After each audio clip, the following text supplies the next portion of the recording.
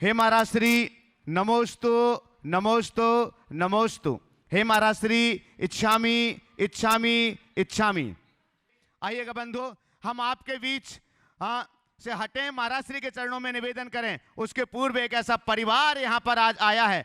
आपने देखा होगा विगत 3 दिनों से एक परिवार विदेश से यहां पर था और आज दुबई से हमारे बीच एक परिवार यहां पर है, विकास पल्लवी ऋचाजी जैन और उनके दोनों बेटे। कल प्रातःकाल वीरसेन और जिनसेन, उन दोनों बेटों के लिए आप देख रहे होंगे सिर के बाल अलग हो चुके हैं। कल प्रातःकाल वो जिनत्व की, जैन धर्म की दीक्षा को ग्रहण करेंगे, अष्टमूल गुणों को धारण करेंगे। और बंधुओं, ये एक परिवार आपके लिए आदर्श है। आप सब अपनी बैलेंस शीट बनाते हैं। आज महाराज श्री को वो बतला रहे थे, इन्होंने अपने जैन धर्म की बैलेंस शीट बना करके रखी हुई है। आप सुनेंगे, बहुत मजा आएगा। हम आगे उनसे ही सुनेंगे।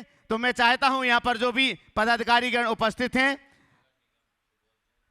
नगर निगम सुबोध जी जैन और प्रदीप जी जैन कृपया पहुंचें, और विकास जी पल्लवी ऋचा जी जैन जो दुबई से हमारे बीच हैं, उनका सम्मान करेंगे। पीत वस्त्र वहीं जाकर के उनका सम्मान करेंगे। आप लोग जोरदार करतल ध्वनि से, और महिलाओं का सम्मान जो स्थानीय महिला वर्ग यहां पर बैठे हों, यहां से जुड़े हुए, वो प्रदीप जी की धर्मपत्नी पहुंच जाइएगा महिला वर्ग का सम्मान करने के लिए। हाँ, जो भी महिला वर्ग से यहां पर हैं, आप लोग करतल ध्वनि से सम्मान कीजिएगा। बंधु आदर्श उपस्थित है। इन्होंने जैसे बताया, दुबई में रहते हुए भी आज तक इनके घर में जमीकंद नहीं आया है, ना बना है। इतने विदेश में रहने के बाद भी इतना कड़ाई से जैन धर्म का पालन करना बहुत बड़ी बात होती है। आइएगा, दोनों हाथों को जोड़ते हैं और हम सीधे सीधे चलते हैं पूज्य महाराज श्री के पावन चरणारविंद में। जब लोग पूज्यवर मुनि श्री प्रमाण सागर जी महाराज की, मुनिवर श्री संधान सागर जी महाराज जी के चरणों में निवेदन। बच्चों का सत्कार अवश्य करिएगा, कल ये जैन धर्म में दीक्षित हो रहे हैं। प्रदीप जी हमारे, सुबोध जी, बच्चों का सम्मान करो। यही है, रीढ़ है ये। आप देखिएगा आप अपने बच्चों के नाम कैसे रखते हैं, लेकिन इन्होंने वीरसेन, जिनसेन, एक और बड़ा है वो उसका बड़ा वीरसेन, और इनकी बहन एक जिसका नाम है जिनश्री। देखिएगा आप नाम एक बार जोरदार करतल ध्वनि से सम्मान। पूज्य मुनि श्री संधान सागर जी महाराज जी के पावन चरणों में निवेदन।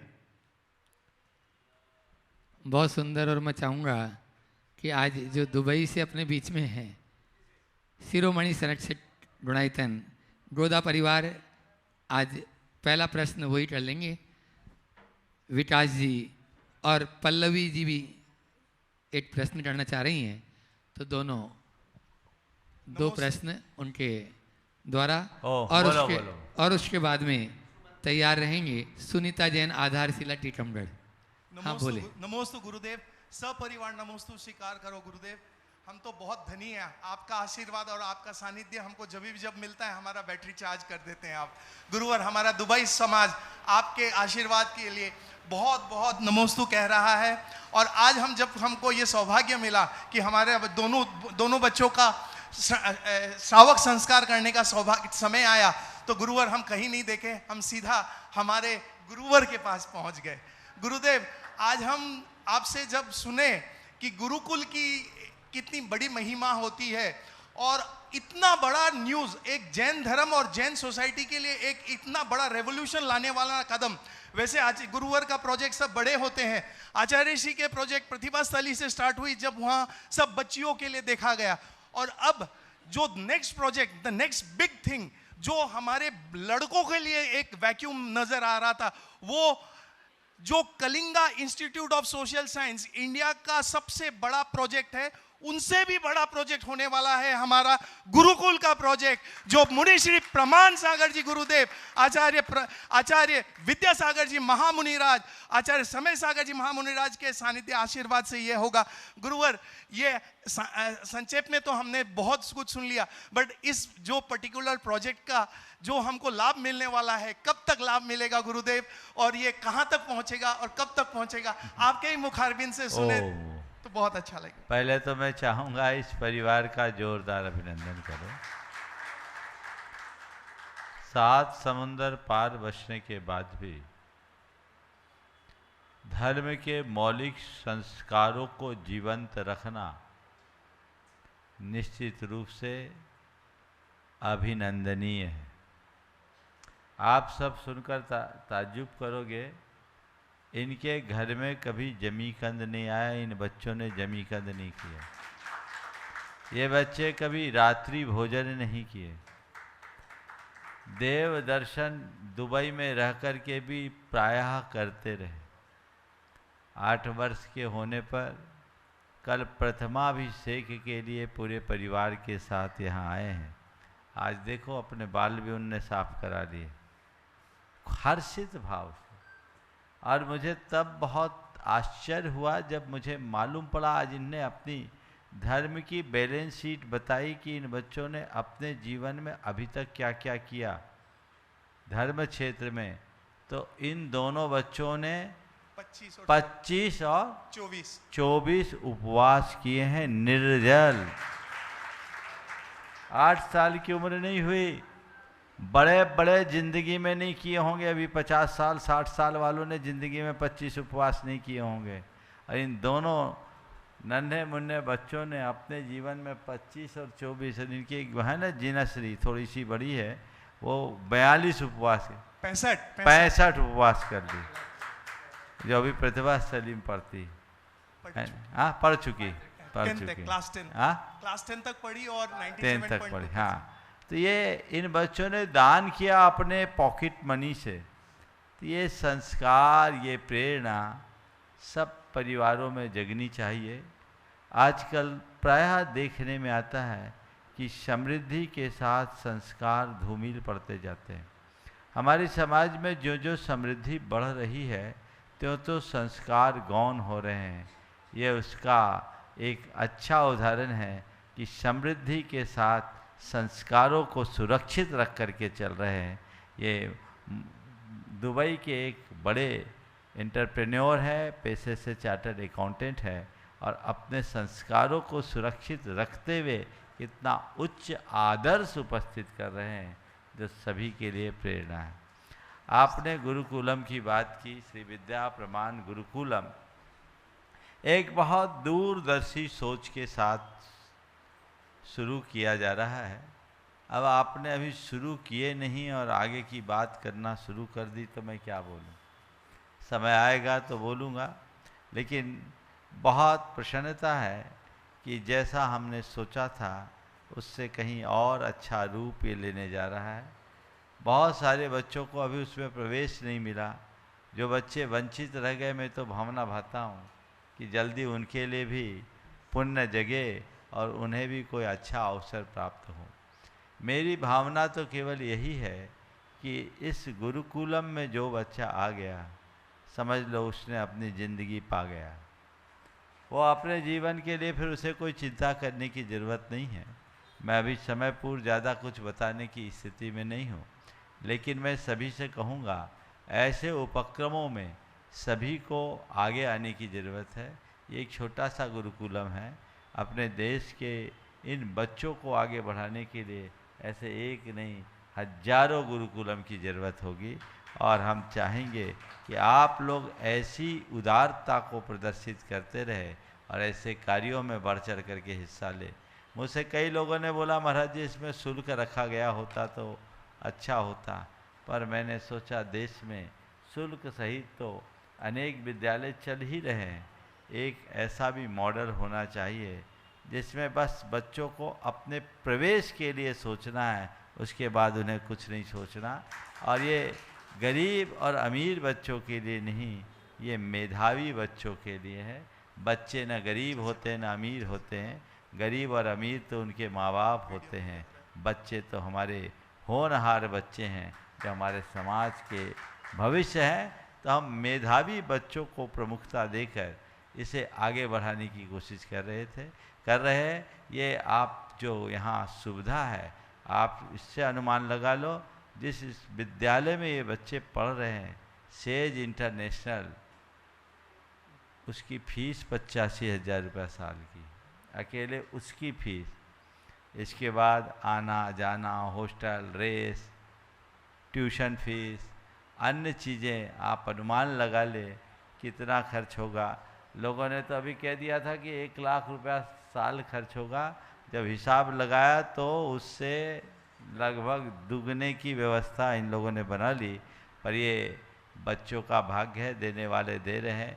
और मैं लोगों से कहूँगा अपने बच्चों के इस भविष्य को सुरक्षित करने के लिए आप सबको ऐसे कार्य के लिए गुणायतन का हाथ मजबूत करना चाहिए और बढ़ चढ़ करके आगे आना चाहिए। हाँ, गोदा परिवार से ही अपने बीच में पल्लवी ऋचा जी गोदा, वे भी अपना प्रश्न गुरु चरणों में करें और उसके बाद में सुनीता जी जैन तैयार रहे।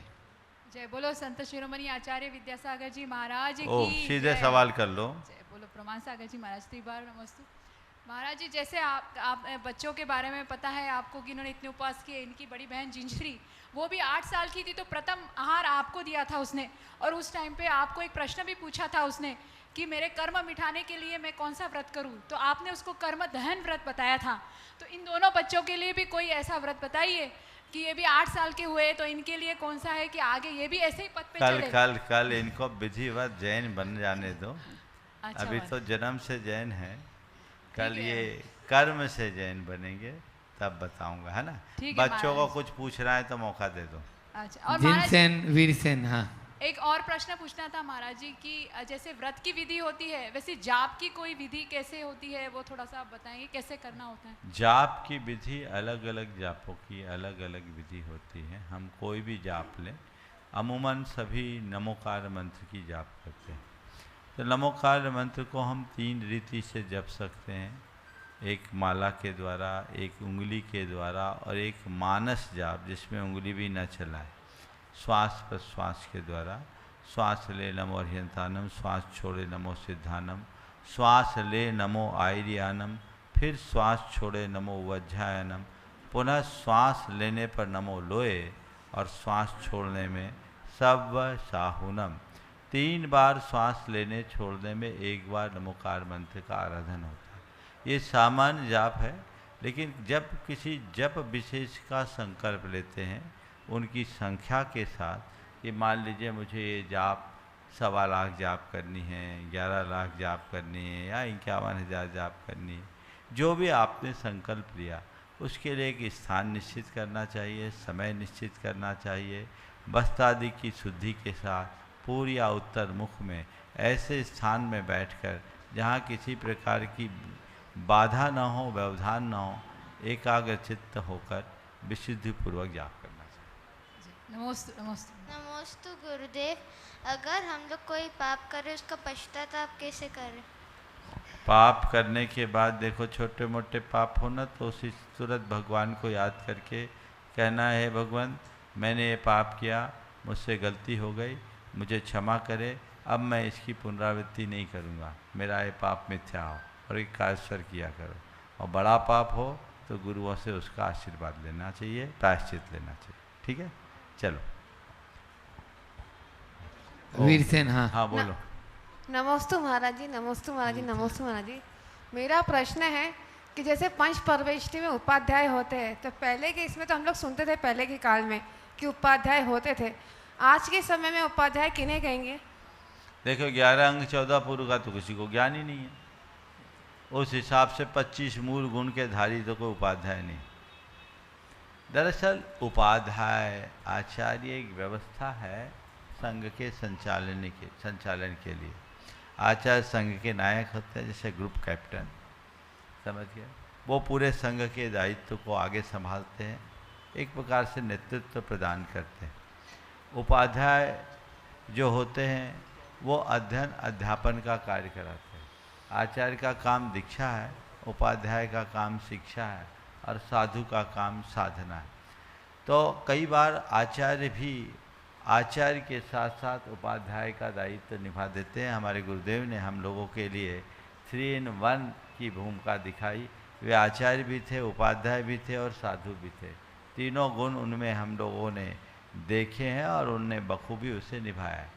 तो उस हिसाब से अगर उपाध्याय के मूल गुणों की बात की जाए तो आज नहीं है, लेकिन इस विषय में आचार्य वीरसेन महाराज ने धवला में लिखा कि आज के समय में उपाध्याय कौन हो, उस समय उपलब्ध ग्रंथों के पूर्ण ज्ञाता को उपाध्याय माना जा सकता है, बनाया जा सकता है। माने उपाध्याय अध्यापन कराने वाला, और अध्यापन कराने वाले का ज्ञान ऐसा होना चाहिए जिसकी कोई काट न कर सके। अगर पढ़ाने वाला ही कमज़ोर होगा तो उसकी गरिमा खंडित होगी। तो ऐसा लिखा है कि उस समय उपलब्ध ग्रंथों के परिपूर्ण ज्ञाता उपाध्याय बन सकते हैं। तो उस तरीके से देखना चाहिए। नमस्ते महाराज जी, नमस्ते। एक बार जोरदार ताली बजा दीजिए इस पूरे परिवार के लिए। और नमोस्तु गुरुदेव, नमोस्तु गुरुदेव। मेरा एक प्रश्न है कि अगर कोई नियम टूट दे तो उसका प्रायश्चित कैसे करें? पहली बात, अपन नियम निभाने के लिए लेते हैं कि तोड़ने के लिए? कभी भी नियम लो, छोटा सा नियम भी लो तो तोड़ो मत, निभाओ। उस शियार को याद करो जो प्यासा तड़प गया लेकिन नियम नहीं तोड़ा। खदीर साल भील को याद करो जो प्राण छोड़ दिया लेकिन नियम नहीं तोड़ा। तो हम कोई भी नियम लें, नियम को दृढ़ता से निभाएं। मैं बच्चों के माताओं से कहना चाहूँगा, अगर बच्चे कोई नियम लेते हैं तो आप उनका मनोबल बढ़ाओ। उन्हें ये मत कहो बेटा चलता है, इतना तो चल जाएगा, बाद में प्रायश्चित ले लेना। आप बच्चों की निष्ठा कमज़ोर करके एक बड़ा अपराध करती। और फिर ऐसे बच्चे जिनके बचपन में ही निष्ठा खत्म हो जाती है, फिर आगे उनको धर्म कर्म से ज़्यादा अनुराग नहीं बचता। इनको नियमों का महात्म्य बताना चाहिए ताकि इनके जीवन का कल्याण हो। नियम को अपने जीवन का आदर्श बनाना चाहिए, नियम को बोझ नहीं, बंधन नहीं। इसलिए नियमों के प्रति उत्साह रखना चाहिए और कोई भी नियम हो तोड़ना नहीं चाहिए। कदाचित धोखे से टूट जाए तो गुरुओं के पास उसका प्रायश्चित लेना चाहिए। चलो सुनीता जी जैन, आधारशिला। नमोस्तु गुरुदेव। तीनों महाराज जी के चरणों में त्रय बार नमोस्तु नमोस्तु नमोस्तु। छुल्लक जी के चरणों में इच्छामि इच्छामि इच्छामि। हे गुरुवार, हमारे असत कर्म से हमारे अपने भी अलग हो जाते हैं, छल कपट भी कहते हैं, अपमान भी कहते हैं। ये जानते हुए भी ऐसा होता है। मन में संकल्प विकल्प आने पर हमें क्या करना चाहिए? कर्मोदय का विचार करके समता रखना चाहिए, अपने आप को संभालना चाहिए कि सामने वाला तो केवल निमित्त है, अंतरंग कारण मेरा कर्म। नमोस्तु गुरुदेव। शैलेश जी नमोस्तु, जैन, नमोस्तु। आप कार्याधिकारी। स्वाति जी जैन, खाद्य आपूर्ति विभाग में है, बावड़िया कला से अपने बीच में। और शक्ति जैन उनकी बिटिया। उसके बाद में तैयार रहेंगे अहमदाबाद से विभूति जैन। महाराज श्री के चरणों में त्रवया नमोस्तु नमोस्तु नमोस्तु। महाराज जी, मेरा प्रश्न ये है कि हमें मालूम होता है कि हमारे साथ कोई बुरा कर रहा है और जिसकी वजह से हम परेशान भी हो रहे हैं, और उसके लिए हमारे मन भी विकार आते हैं कि इसका बुरा क्यों नहीं होता। ऐसे भाव ना आए, इसके लिए क्या करना चाहिए महाराज जी? बहुत अच्छा सवाल है। और इस तरह की मानसिकता से कई लोग गुजरते हैं। कोई हमारा बुरा कर रहा है और हमारे मन में उसके प्रति ये भाव आना कि इसका बुरा क्यों नहीं हो रहा, ये एक प्रकार की नकारात्मक प्रतिक्रिया है। हमें अपनी सोच को पॉजिटिव और आध्यात्मिक बनाना चाहिए। ये सोचना चाहिए कि मेरा कोई बुरा करने वाला है ही नहीं, मेरा बुरा करने वाला असल में तो मेरा अपना कर्म है, वह तो केवल निमित्त है, वह केवल निमित्त बनकर आया है, वो मेरा बुरा क्या करेगा। और आत्मा की तरफ देखो तो आत्मा का तो कोई बुरा कर ही नहीं सकता। यदि आत्मस्मृति बनी रहे तो तुम्हें कभी विचलन नहीं होगा। आत्मा का एक प्रदेश भी इधर से उधर नहीं हो सकता। मेरा बुरा कर रहा है, क्या बुरा कर रहा है? मेरी छवि खराब कर रहा है, मुझे पैसों का नुकसान कर रहा है, मेरे परिवार पर अटैक कर रहा है, मेरे सेहत से खिलवाड़ कर रहा है, मेरी रेपुटेशन बिगाड़ रहा है, मेरी कैरियर पर आंच लगा रहा है। यही ना, ये सब में क्या मेरा है? कुछ है तो मेरा क्या बिगाड़ा? मेरी ये छवि ये है, ये छवि है। मेरी जो असल छवि है उसे पहचानो, बुरा लगेगा ही नहीं। मेरा जो अपना स्वरूप है उसे पहचानो, बुरा कुछ लगेगा ही नहीं। ये तो सब ऊपर के चोले हैं। आत्म तत्व पर विश्वास और कर्म सिद्धांत पर श्रद्धा विचलित नहीं होने देगी। वो आया है, ठीक है, एक निमित्त बनकर आया है, इसके निमित्त से मेरे कर्म कटेंगे। जिस गुरुदेव ने एक बहुत अच्छा हाइकू लिखा, जिनसे मेरे कर्म कटे मिटे वे शत्रु कैसे। जिनसे मेरे कर्म कटे बिन से वे शत्रु कैसे। वो मेरा दुश्मन नहीं है, मेरे कर्म को काटने में निमित्त बनकर आया है। ये धारणा बना लोगे तो अपने आप में असीम पराक्रम से भर जाओगे, फिर रंचमात विचलित नहीं होगे। ये अंदर का जो मोह है ना, हमने जो अपने अंदर पाल रखा है और उससे प्रेरित जो ये अहंकार है, जिसकी चर्चा आज प्रातः काल मैंने की थी कि हमने कल्पना को यथार्थ मान लिया, अपनी काल्पनिक छवि को ही अपनी असली छवि मानने का भ्रम पाल लिया। वह चीज़ें हमारे जीवन को यूं ही बर्बाद करती है और उससे हमारा जीवन बिगड़ता है। दूसरा, इसमें पॉजिटिव सोचो कि क्या बुरा किया, वो मुझे सजग कर रहा है, उसके कारण मैं सावधान हो रहा हूँ। अब मेरा कोई आलोचक नहीं, मेरा कोई बुरा करने वाला नहीं हो तो मैं तो बेवकूफ़ हो जाऊँगा। कोई बुरा करने वाला होगा तो मैं सतर्क तो रहूँगा। तो अच्छा है, मुझे अब अपना काम सतर्कता से करना है, मुझे अपना काम स्थिरतापूर्वक करना है। ऐसी सतर्कता और स्थिरता की भावना और प्रेरणा मन में जग जाए तो बुरा काम। समझ गया? स्वाति जैन नमोस्तु महाराज। वे अपना प्रश्न करें और उसके बाद में विभूति जैन अहमदाबाद तैयार रहे। नमोस्तु महाराज। महाराज जी, जितनी भी वर्किंग वुमेन्स हैं उनके लिए, वर्किंग वुमेन्स हैं जो भी कहीं भी पदस्थ हैं, कुछ भी कार्य कर रही हैं, उनके जीवन में एक होता है पदीय दायित्व, एक होते हैं पारिवारिक दायित्व और तीसरे होते हैं धार्मिक दायित्व। इनके बीच में सामंजस्य कैसे बैठाएं? और इनमें से कुछ भी छूटता है तो कहीं ना कहीं मन में शंका उत्पन्न होती है कि हम ये नहीं कर पा रहे हैं, वो नहीं कर पा रहे हैं, कुछ छूट रहा है। देखिए, ये बहुत ही ज्वलंत सवाल। दायित्व तो सब है और दायित्वों का निर्वाह तो करना चाहिए, पति के प्रति, परिवार के प्रति, धर्म के प्रति, समाज के प्रति, स्वयं के प्रति। अपना एक प्रोफेशन है, वो अपनी जगह है, पर हमें सबके बीच अपनी प्रायोरिटी देखनी चाहिए कि मेरी प्राथमिकता क्या है। जो वर्किंग है मैं उनसे पूछता हूँ, आखिर ये वर्किंग क्यों, आप जॉब क्यों कर रहे? सर, आज की स्थिति में महाराज जी ये है कि पा लिया है तो कर रहे हैं अब उसको। खैर, अगर आप ऐसा कह रहे हैं तो एक अलग चीज़ है, लेकिन मैं तो कोई और उत्तर की आशा रख रहा था। नहीं महाराज जी। बहुत अच्छी बात, पा लिया तो कर लिए। किस लिए? जरूरत है? जरूरत थी महाराज जी। आज है? आज उतनी नहीं है महाराज। अब आप देखो कि सबसे ज़्यादा ज़रूरत मुझे किसकी है? परिवार की, बच्चों की, पति की, समाज की, धर्म की।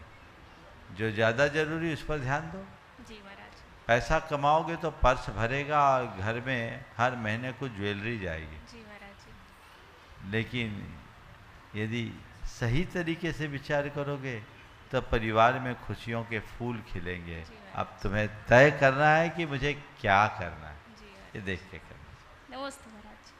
विभूति जैन अहमदाबाद और अपने बीच में सांडानेर से आज यहाँ पर ऋतिक जी जैन शास्त्री और रोहित जी जैन शास्त्री उपस्थित हैं। वे अपना प्रश्न करें। नमोस्तु महाराज जी, मेरा ये प्रश्न है कि किसी ने कहा है कि पैसा इतना कमाना चाहिए कि महंगी चीज़ भी सस्ती लगे, पर जैन धर्म में तो कहा जाता है कि पैसे कमाना तो लोभ है, इसलिए मेरा शंका का समाधान कीजिए। बहुत अच्छी बात है, पैसा इतना कमाना चाहिए कि महंगी चीज़ भी सस्ती लगे। ये उपभोक्तावादी सोच है, ये कंज्यूमरिज्म की पहचान है, जिससे लोगों की उपभोक्तावादी मनोवृत्ति बढ़े, लोग ज़्यादा से ज़्यादा चीज़ें खरीदे, बाजार में पैसा बहे, तो वो ऐसा कहेंगे कि पैसा इतना कमाना चाहिए कि महंगी चीज़ भी सस्ती लगे। लेकिन जब धर्म के हिसाब से कहें तो हम कहेंगे पैसा इतना कमाना चाहिए कि जीवन सहजता से चले। क्या? पैसा इतना कमाना चाहिए कि जीवन सहजता और सुकून से चले। तो अपने जीवन को सहजता से बिताओ, सुकून से जियो। ये महंगी और सस्ती चीज़ें क्या होती है? जरूरत है वो सस्ती होने पर भी अच्छी है, और गैर जरूरी है तो महंगी होने पर भी कोई चीज़ें अच्छी नहीं है। हमें एक बात सदैव ध्यान रखना चाहिए, जो व्यक्ति अपने ज़रूरत के बिना चीज़ों को खरीदते हैं वो एक प्रकार से पूरी सृष्टि के साथ अपराध करते हैं, क्योंकि उनकी इस प्रवृत्ति से अनेक ज़रूरतमंद उससे वंचित हो जाते हैं। और हम शरीर अपने देश के या दुनिया के संसाधनों का दुरुपयोग भी करते हैं। तो हमें जहाँ जितना जो जरूरी है उसका ही प्रयोग करना चाहिए। तीर्थ शास्त्री टीकमगढ़ से। ओम मुनित्रय के चरणों में बारंबार नमोस्तु। महाराज श्री, हमने 2 नीतियां पढ़ी कि आलस्य ही मनुष्याणाम शरीरस्तु महान रिपु। आलस्य मनुष्य का सबसे बड़ा शत्रु है। और दूसरी उद्यमेनि सिद्ध्यन्ति कार्याणि न मनोरथे। जब तक व्यक्ति परिश्रम नहीं करेगा तब तक सफलता प्राप्त नहीं होगी। तो भारतीय संस्कृति में जब गुरुकुल पद्धति थी उस समय जो पढ़ने जाता था पठन पाठन के लिए, अध्ययन करने के लिए, तो महाराज श्री जब वह पठन पाठन के लिए बैठता था तो उसकी चोटी रहती थी। तो चोटी को रस्सी से पेड़ से बांध दिया जाता था कि जब उसको आलस आए तो जैसे ही उसकी गर्दन नीचे हो तो वो चोटी खींचेगी और उसका क्या जाग जाएगा। लेकिन महाराज श्री वर्तमान समय में ना तो चोटी है और आलस 100% और गुना बढ़ चुका है। तो इस समय किन चीजों पर या इसके क्या आयाम है जिससे बच्चों के लिए वह आलस नहीं आए, मार्गदर्शन दीजिए। नमस्कार। देखिए, पहले बच्चों के जीवन में आलस्य नहीं उद्यम था, क्योंकि उनके जीवन के साथ आदर्श था। आज आदर्श हो गया, इसलिए उद्यम कम हो रहा है, आलस्य बढ़ रहा है। हम यदि सद आदर्शों को आत्मसात करें तो आज भी उद्यम बढ़ सकता है। समझ गए? ये बात बिल्कुल सही है कि बिना उद्यम के उत्कर्ष नहीं होता। अपने जीवन को ऊंचा उठाना है तो हमें उद्यमी बनना। समझ गए?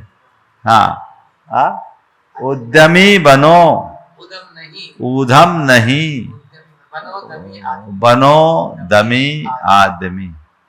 तो अपने आप पर नियंत्रण करो। तो ये चीज़ें हमें ध्यान में रखना चाहिए। सोच का बदलाव है, भटकाव है। आज की शिक्षा पद्धति भी इसके पीछे एक बड़ी पीछे जिम्मेदार है, हमें इसे ध्यान रखना चाहिए। अपने बीच में गुणायतन की शिरोमणि ब्रह्मचारी जी, हाँ, शास्त्री जी, पूज्य मुनित्रय के चरणों में त्रिवार नमोस्तु नमोस्तु नमोस्तु। महाराज श्री, वर्तमान में देखा जाता है कि आज के समय में शिक्षा का क्षेत्र प्रयोजनवादी हो चुका है और जिससे सभी बच्चों की भावनाएं और भावनाओं पर प्रभाव पड़ता है। महाराज श्री, हमारी आदर्शवादी परंपरा और सैद्धांतिक दृष्टिकोणों का भी हनन होता है। महाराज श्री, ऐसा क्या किया जाए कि जिससे दोनों को और दोनों का संयोग मिलकर के और साथ ही साथ समाज को भी लाभ हो और धार्मिक संस्कार भी बचे रहें और हमारी परंपराएं भी बची रहें? ऐसे किस तरह से शिक्षा को और बेहतर किया जा सके? देखो, शिक्षा के विषय में बहुत बार चर्चाएं हुई है, प्रायः चर्चाएं आते रहती। जो देश की शिक्षा पद्धति, हालांकि कुछ परिवर्तन तो लाया गया है नई शिक्षा नीति में, पर मुझे लगता है अभी और परिवर्तन की अपेक्षा है। शिक्षा के मूल तत्वों को, जो भारतीय ज्ञान परंपरा से जुड़ी हुई बात है, जब तक हम उससे नहीं जुड़ेंगे तब तक हम अपने जीवन का सर्वांगीण विकास नहीं कर पाएंगे। शिक्षा का अर्थ है केवल अध्ययन नहीं है, शिक्षा का अर्थ सीख है। सीखने में केवल पढ़ा नहीं जाता, कला और गुणों को भी विकसित किया जाता है। हमारे देश में प्राचीन काल में जो गुरुकुलों में पढ़ाया जाता था, वहाँ व्यक्ति को आदमी बनाया जाता था, उसे कला गुणों में पारंगत किया जाता था, उन्हें सिखाया जाता था। वो आर्ट कल्चर सब चीज़ों, आर्ट और स्कल्पचर सब चीज़ों में बहुत निष्णात होते थे। उसका ये परिणाम है कि उन दिनों हमारे देश में एक भी याचक और भिखारी नहीं था। हर आदमी पढ़ लिख कर अपना पेट पालने में, अपना ही नहीं अपने साथ अपने परिवार का पेट पालने में समर्थ होता था, क्योंकि उसे उतनी चीज़ें सिखा दी जाती। अब जब से मेघकाले के प्रस्ताव के बाद अंग्रेजों की शिक्षा नीति हावी हुई, तो उनने अध्ययन को ही शिक्षा बना लिया और उससे लोग, उन्हें बाबुओं की जरूरत थी, तो हमारे एक अच्छे मनुष्य को बाबू बना करके छोड़ दिया और सब के सब बाबू बन गए। तो ये चीज़ें ठीक नहीं है। कला गुणों का विकास हमारा लक्ष्य होना चाहिए और व्यक्ति हर स्थिति का सामना करने में समर्थ बन सके, ऐसा प्रयास। नमस्ते। गुणायतन के शिरोमणि संरक्षक प्रदीप अनिताजी जैन भोपाल। गुरुवर शंका समाधान के वो भावना योग के प्रणेता प्रमाण सागर महाराज जी को चरणों में वंदनम वंदनम वंदनम। दोनों मुनिवर के चरणों में वंदनम। शुल्लक महाराज के चरणों में इच्छामी। माता जी को वंदामी। गुरुवर मेरी शंका यह है कि पुरानी एक कहावत हम लोगों ने बचपन में सुनी थी कि घर के आंगन के मेड़े या खूंटी से ही घर के परिवार और घर के मालिक को नुकसान होता है। फिर से बोलना। घर के आंगन में जो मेड़ा या खूंटी होती है, उसी से घर के परिवार के मालिक को और परिवार के सदस्यों को चोट लगती है। यानी कि हमारे मिलने वाले, हमारे परिचित, हमारे जो साथ के सभी सहयोगी रहते हैं, उन्हीं लोगों से ही क्यों नुकसान होता है? ऐसी क्या उपाय किया जाए कि जिससे ये इस तरीके की दुर्भावनाओं से बचा जाए? मैं तो ये कहता हूँ कि इससे बचने की जगह इसका सत्कार करना चाहिए और ये सोचना चाहिए कि चलो गैरों की जगह अपनों से ही नुकसान हुआ, हमें नुकसान पहुँचाया और किसी को फायदा हो गया तो हमारा क्या बुरा है? यदि हम ऐसी बात सोच लें तो क्या बुराई? ये जो कहा जाता है घर के बेड़े से चोट लगती है, वो क्यों बनाया जाता है? इसलिए कि घर में आप सतर्क होकर के प्रवेश करो, आप ऐसे प्रवेश मत करो। इसलिए घर की देहरी पर पैर रखने के पहले कई जगह लोग झुकते थे, देहरी को प्रणाम करते थे। ये अपने आप को सतर्क करने का एक उदाहरण था, समझ गए?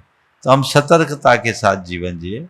यदि अपनों से नुकसान होता है तो उसे हम नुकसान की तरह देखने की जगह नसीहत की भांति देखने लगे तो शायद हम ज़्यादा अच्छा कर सकें। गुणायतन के कार्याध्यक्ष NC जैन साहब दिल्ली से अपने बीच में, आप लोगों की जोरदार तालियां उनके लिए होनी चाहिए।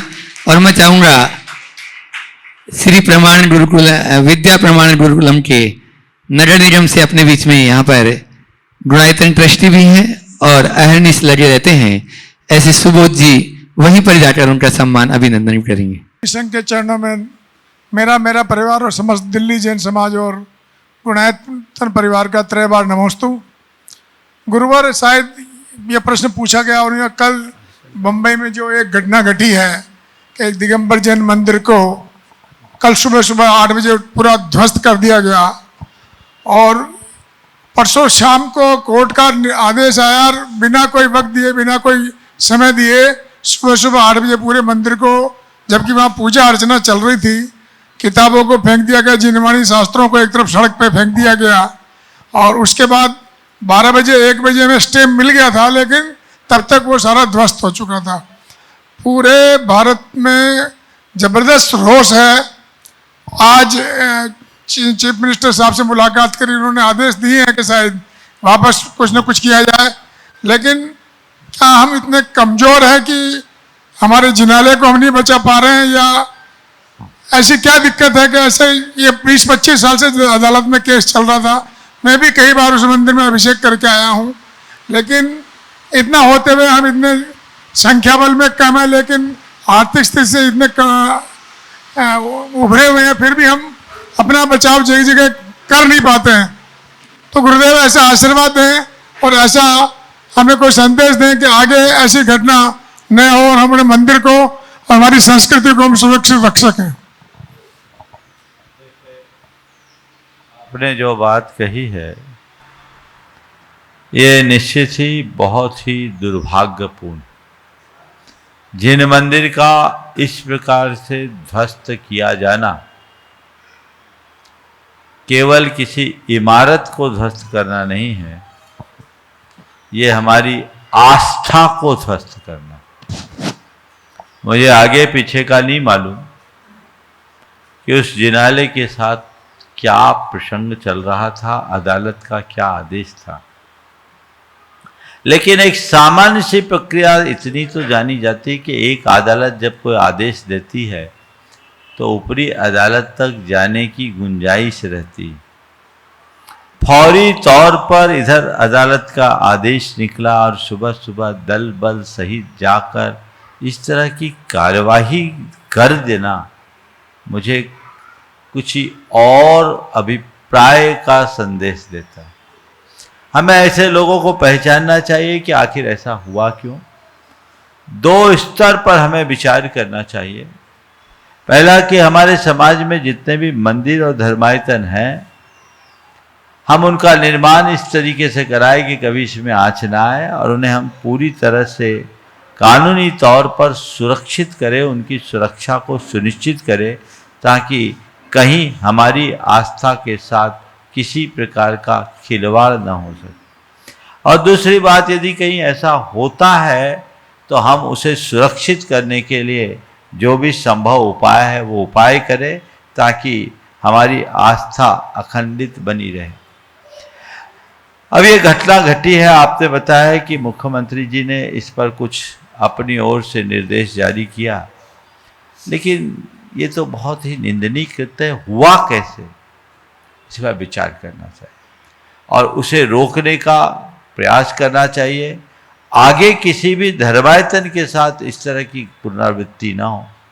यदि वो अवैध भी था, मुझे नहीं मालूम उसकी क्या कहानी है, तो थोड़ा समय, एक तो मानवीय दृष्टि से देखा दिया जाता है कि पूजा करते समय यदि आप शास्त्र फेंक रहे, लोगों की पूजा फेंक रहे हैं, भगवान को तो टच नहीं किया था हमने, एक तरफ रख दिया था, उन्होंने टच नहीं किया, भगवान हमने उठा के एक तरफ कोने में हाँ, तो ये उठा के रख दिया। दुर्भाग्यपूर्ण है। उसके लिए थोड़ा समय देना चाहिए, मोहलत देनी चाहिए, अल्टरनेट कोई व्यवस्था बनानी चाहिए, तब ये चीज़ें ठीक होगी। और अदालत की स्थिति को भांपते हुए वहाँ के व्यवस्थापकों को भी कोई वैकल्पिक व्यवस्था बना के रखनी चाहिए। मैं सभी से कहूँगा इस घटना की सभी निंदा करें, इसका पुरजोर विरोध करें, सरकार पर दबाव बनाएं, इस तरह के कृत्य कभी दोबारा ना हो और जो हुआ है उसको फिर से ठीक किया जाए। नमस्ते गुरु। शांत कुमार जी जैन, शांत कुमार जी जैन जो तमिलनाडु से अपने बीच में हैं, वे अपना प्रश्न गुरु चरणों में करें। और नमोस्तु महाराज, नमोस्तु महाराज। हम बहुत रोज से संकासन सुनता गए, ये पूरा संस्था नहीं लेकिन 70% समझाता है, रोज सुनता इसलिए ट्रेनिंग लेता हूँ, क्या बात करता आप सुनतालय के लिए। कोई बात नहीं, आप इंग्लिश में भी बोल सकते हैं, हम समझ लेंगे। हाँ, आप बोल रहे हैं, हिंदी अच्छी बोल रहे हैं। हिंदी बोलना आता है लेकिन पूरा नहीं आता, चलेगा। हम दो क्वेश्चन हम पिताजी के क्वेश्चन है, सम्यक दर्शन होने के लिए पहले कारण क्या है। अब एक और क्वेश्चन, हमारा तमिलनाडु से आप लोग महाराज दर्शन बहुत मिलता नहीं है, उनके कालिक दोष होता नहीं थे, हमारे लोग पावल होता नहीं है, सम्यक दर्शन हम लोग को मिलना, आप लोग आने के लिए भी हम नमस्ते करते हैं। देखिए, पहले तो मैं कहूँगा एक बार इनका जोरदार अभिनंदन कर लें। ये जो तमिलनाडु में थोड़े से जैन हैं, ये सब हमारे संस्कृति के पुरोधा हैं। 2 मिनट में ये प्रसंग में जरूर बोलना चाहूँगा कि तमिलनाडु के ये सब नैनार जैन हैं। नैनार है ना? नैनार बोलता हूँ। इनका इतिहास बहुत ही संघर्ष भरा है। वहां एक राजा हुआ, बड़ा अत्याचारी और अराजकता से भरा राजा था, महेंद्र कर्मा। और वो एक बार किसी वजह से जैनियों के विरुद्ध हो गया विरुद्ध होने की वजह यह थी कि वो जैन लड़की से शादी करना चाहता था। जैनी उसके आचार विचार व्यवहार को देखकर इससे सहमत नहीं थे। देखो उस समय के जैन कितने मजबूत होते थे। राजा से भी लोहा ले लिया। राजा उससे क्षुब्ध हो गया। जैन धर्म को उसने राष्ट्रद्रोह घोषित कर दिया और हजारों मुनियों की बलि चढ़ा दी। हजारों जैनों का कत्लेआम कर दिया। जो जैन थे, जैन धर्म और जैन चिन्हों को पालना राष्ट्रीय अपराध घोषित कर दिया। बहुत सारे जैन धर्म से विमुख हो गए, लेकिन कुछ जैनी उस विषम परिस्थिति में भी जैन धर्म का पालन करते। और ऐसे ही जैनियों में एक श्रावक एक दिन तालाब से पानी छान रहे थे। पानी छानता देखकर ये सुनिश्चित हो गया कि ये जैन हैं। उन्हें बंदी बना लिया गया। राजा को संयोगतः उस दिन पुत्ररत्न की प्राप्ति हुई थी, तो राजा ने उसे छोड़ दिया। उनका स्वाभिमान जगा और वे वहां से निकलकर सीधे श्रवणबेलगोल गए। श्रवणबेलगोल में होयसल वंशी जैन राजाओं का साम्राज्य चलता था। उनने उनको संरक्षण दिया। वे मुनि बने, धर्मशास्त्रों का अध्ययन किए। उन्हें एक बात ठानी, कब तक छिप छिप कर धर्म करेंगे, और उनका नाम पड़ा मुनि वीर सेन। और उन्हें संकल्प लिया, वो दक्षिण भारत से सीधे तमिलनाडु गए और ये तय किया कि 100 लोगों को जैन बना करके ही आहार ग्रहण करूंगा। जब तक 99 होते हुए आहार नहीं लेते, 100वां होता तब जैन आहार लेते। और उनके द्वारा जो वापस लौटने वाले लोग थे, वे ही थोड़े से नैनार तमिलनाडु में बसे हुए हैं, है ना, जो आज है। और ये कट्टर दिगंबर जैनी हैं। और तमिलनाडु जो एक समय जैनों के बाहुल्य से भरा था, अब लगभग बहुत थोड़े हैं, लेकिन फिर भी जो है बहुत पक्के हैं। आपने सम्यक दर्शन की प्राप्ति का सरल उपाय पूछा है। मैं ये कह रहा हूँ, तमिलनाडु का जैन इतिहास पढ़िए। पंडित मनलीनाथ शास्त्री की एक कृति है, तमिलनाडु का जैन इतिहास। हर व्यक्तियों को पढ़ना चाहिए, आंखें भर उठेगी। बहुत संघर्ष और त्रासपूर्ण इतिहास रहा है। और दूसरा है दक्षिण भारत में जैन धर्म का इतिहास, पंडित कैलाश चंद्र सिद्धांत शास्त्री की। ये दूसरी पुस्तक भारतीय ज्ञानपीठ से प्रकाशित है। सभी जैनियों को पढ़ना चाहिए, अपने इतिहास और परंपरा को जानने का प्रयास करना चाहिए। तो ये घटना भी उसी में लिखी है।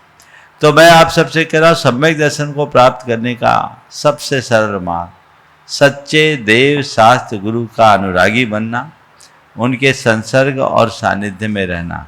उनके संपर्क और सानिध्य में रहने से अपने आप चीज़ें समझ में आने लगती है। शास्त्र का स्वाध्याय भी उसमें एक विशेष निमित्त बनता है। इन्हें प्रमुखता से देखना चाहिए। नमस्ते। ब्रह्मचारी मालती दीदी सागर से अपने बीच में चार बातों की निर्बल संजीवनी को पिलाते हुए ज्योतिर्मय जीवन जलाने वाले मुनिवर श्री प्रमाण साहब मुनिराज के चरणों में कोटि सा नमोस्तु। सभी मुनिराजों के चरणों में नमोस्तु। मुनिवर, शास्त्रों में ऐसा पढ़ा है कि मन की प्रशस्ता के धर्म ध्यान बनता है। मन की प्रशस्ता से ही धर्म ध्यान बनता है, परंतु जीवन में कर्म के विपरीत होती हुई भी कई परिस्थितियां ऐसी आती हैं जिससे मन की प्रशस्ता खो जाती है। ऐसी वो कौन सी 4 बातें हैं जिनका हम चिंतन कर अपने मन की प्रशस्ता को कायम रखें और धर्म ध्यान को बनाएं? देखिए, मन की प्रशस्ता को बनाए रखना ही सही धर्म ध्यान। और निश्चित है कि कई बार ऐसे निमित्त पाकर हमारे मन की प्रशस्ता खो जाती। अपने मन की प्रशस्ता को बनाए रखने के लिए आपने 4 बातें पूछी, तो मैं उस संदर्भ में इतना ही कहूँगा कि सबसे पहली बात, आत्म स्वरूप पर विश्वास रखें। दूसरी बात, कर्म सिद्धांत पर भरोसा रखें।